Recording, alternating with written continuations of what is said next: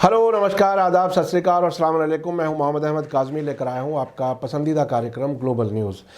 आज तुर्की से दो बड़ी खबरें काफ़ी अहम हैं, जिससे लगता है कि इजराइल और अमेरिका के अलावा कुछ वेस्टर्न मुल्क वहां अंदरूनी मामलात में कुछ बड़ा दखल देने की तैयारी कर रहे हैं। अमेरिका और यूरोप समेत 10 मुल्कों ने हाल ही में एर्दोगान मुखालिफ लीडर उस्मान कावाला को जेल से रिहाई की मांग की थी।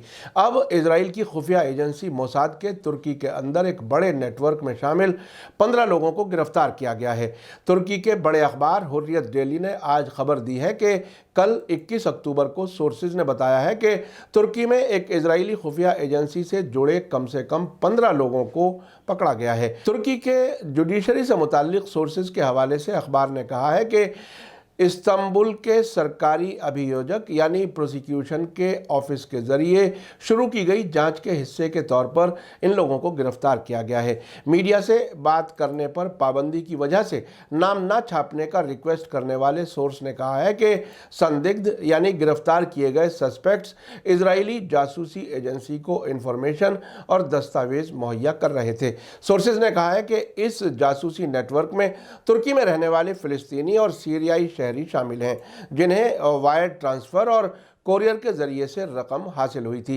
गिरफ्तार किए गए सस्पेक्ट्स को अदालत में पेश किया गया है, जिसके बाद उन्हें इस्तांबुल की माल्टे पे जेल पहुंचा दिया गया है।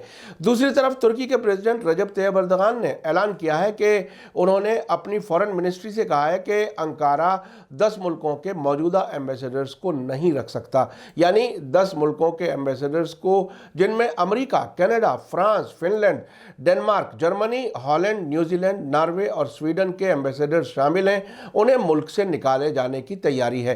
अंकारा में मौजूद इन 10 मुल्कों के एम्बेसडर्स ने मंडे को जारी एक जॉइंट बयान में तुर्की सरकार से अपोजिशन लीडर उस्मान कावाला की फाइल को इंसाफ के साथ देखने की अपील की थी।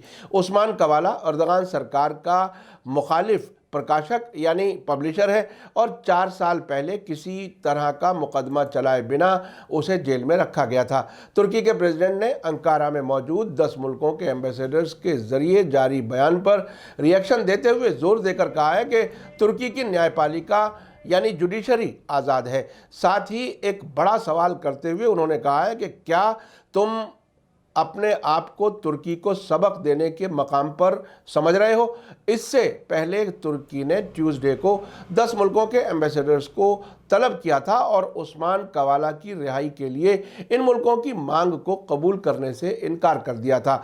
उस्मान कावाला 64 साल के हैं और तुर्की समाज में वे काफ़ी जाने माने शख्स हैं। 2013 में उन पर तुर्की की एर्दोगान सरकार को अस्थिर यानी इंस्टेबल करने और 2016 में नाकाम फौजी तख्ता पलट में हाथ होने का इल्ज़ाम लगाया गया था। इसी दरमियान यूरोपीय यूनियन काउंसिल ने भी अभी हाल ही में तुर्की पर पाबंदियां लगाने की धमकी दी है। आपको बता दूं कि इजराइल, अमेरिका और यूरोपियन मुल्कों की तरफ से रजब तैयब एर्दोगान के खिलाफ दबाव का माहौल ऐसे वक्त में बनाया जा रहा है जबकि तुर्की पर रूस के S-400 मिसाइल डिफेंस सिस्टम खरीदने के फैसले के खिलाफ अमेरिका की तरफ से पाबंदियां लगी हुई हैं और जनवरी में ओहदा संभालने से अब तक अमेरिकी प्रेसिडेंट जो बाइडेन ने तुर्की के प्रेसिडेंट रजब तैयब एर्दोगान से कोई राब्ता नहीं किया है। आखिर में आपको याद दिला दूं कि अगर आपने अभी तक media star world YouTube channel subscribe नहीं किया हो तो सब्सक्राइब कर लें और घंटी दबाना ना भूलें। और अगर आप हमें फेसबुक पर देख रहे हैं तो हमारे पेज को लाइक करें ताकि हमारी हर नई वीडियो की खबर आपको सही वक्त पर मिल सके। इसी के साथ मुझे दीजिए इजाज़त। ग्लोबल न्यूज़ का ये एपिसोड आपको कैसा लगा कमेंट्स में ज़रूर लिखें। थैंक यू, धन्यवाद, शुक्रिया। जय भारत, जय हिंद।